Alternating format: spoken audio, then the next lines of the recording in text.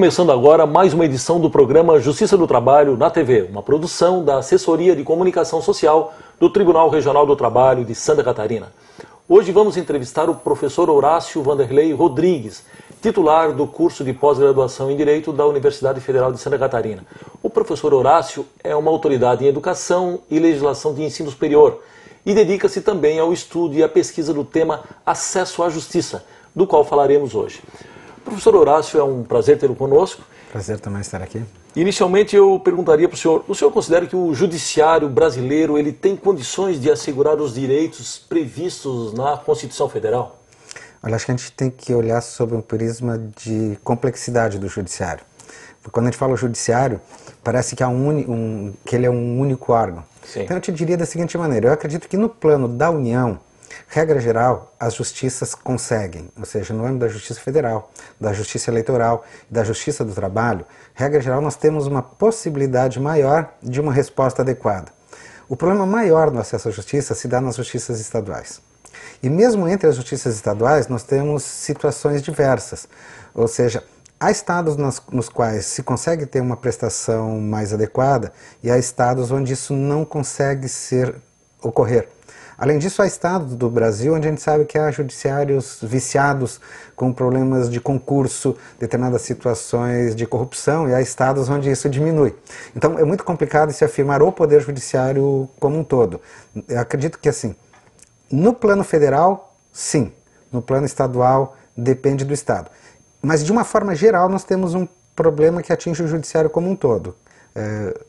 O número reduzido de juízes e a falta ou a ausência, né, de uma estrutura em termos de funcionários, prédios, que pudesse fazer com que realmente eles pudessem fazer frente a toda essa demanda existente.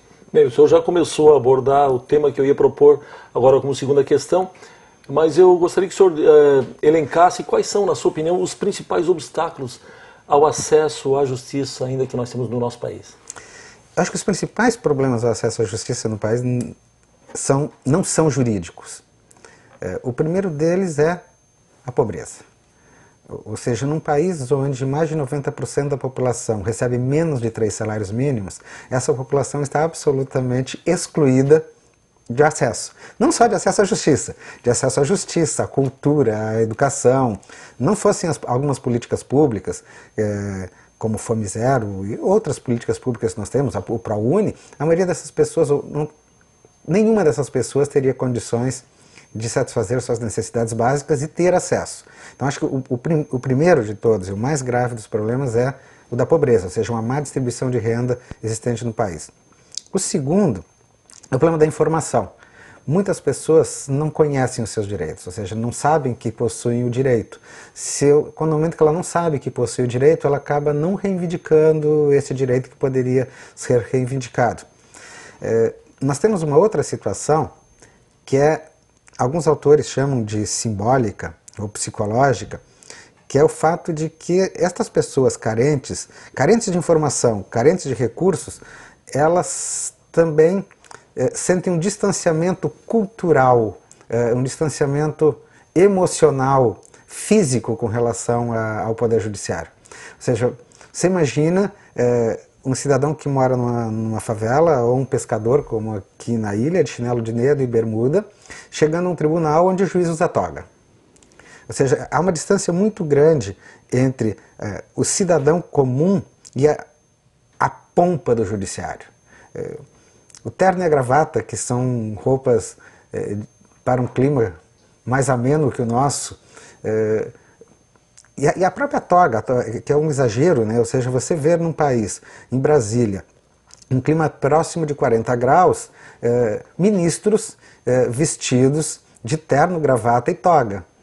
Isso é medieval. Ou seja, estamos no século XXI, o mundo avançou imensamente e nós continuamos na área de direito, nos vestindo e nos portando, falando em latim como na Idade Média. Então acho que isso afasta. E ali no campo jurídico nós temos um problema de estrutura do Poder Judiciário, nós temos um problema de uma legislação construída de acordo com os valores e com a visão de mundo do século XIX, nós temos uma carência de juízes e de funcionários, ou seja, isso já está dentro de um plano mais da estrutura do próprio judiciário. Mas me parece que o maior problema está fora. E haveria, acho que, um último, além da informação, que é um problema da própria consciência, da própria cultura. Nós trazemos isso, ainda da colonização portuguesa, uma lógica de litígio, ou seja, nós achamos que nós resolvemos o problema com o outro, vendo o outro como inimigo e duelando com ele. Se nós conseguíssemos mudar essa cultura para trabalharmos uma lógica mais de mediação, de diálogo, nós reduziríamos também em grande parte a necessidade de acesso ao poder judiciário, porque nós resolveríamos as questões antes de ingressar no judiciário. Então a questão do acesso ela é bastante complicada, porque ela tem um conjunto de questões que envolvem, falei apenas de algumas, né, que são aquelas que eu entendo serem principais, mas teríamos ainda outras. O senhor não entende que o judiciário está fazendo a sua parte no sentido de aos poucos ir se aproximando da população, até na questão da tradução da sua linguagem? Acho que isso ainda é muito tênue. Vou te dar assim, duas situações bem... Em 93, aqui na Universidade Federal de Santa Catarina, em convênio com o Poder Judiciário, a gente criou a primeira vara universitária do Brasil. A proposta desta vara era exatamente que se tivesse um perfil de maior acesso ao cidadão, que funciona hoje, até hoje na universidade e fora da universidade. Mas, ao mesmo tempo, você tem em algumas comarcas do estado juízes que exigem que o advogado coloque toga para entrar na sala de audiência. Então, de novo, nós voltamos àquele problema.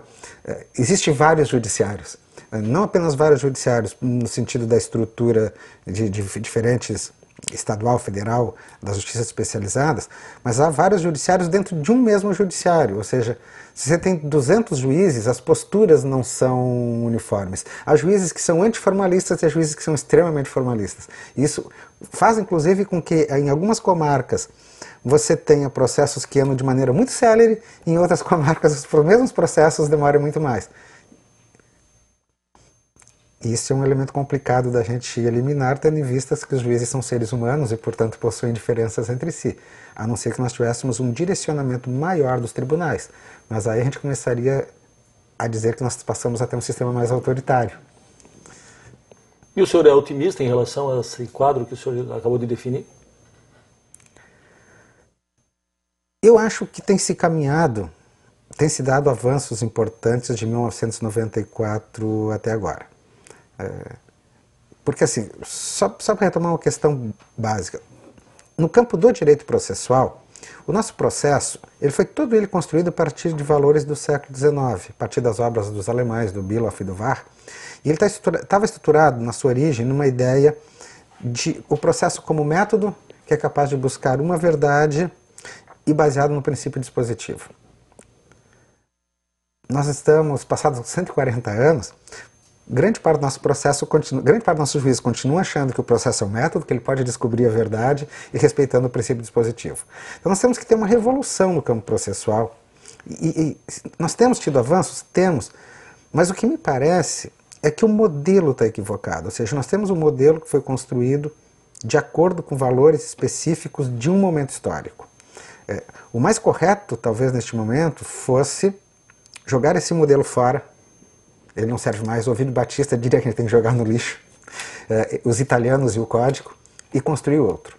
Agora a gente sabe que isso não é tão simples, porque a construção de um novo modelo, ela demora, e nesse processo de demora você tem que ter algo. O que me preocupa é que a gente está simplesmente preocupado em reformar o que se tem, sem pensar uma alternativa que possa ser mais eficaz a esse modelo que está construído. Mas é claro que houve avanços. Bem, professor, nós temos que fazer um rápido intervalo, nós voltamos em seguida. Só um minuto.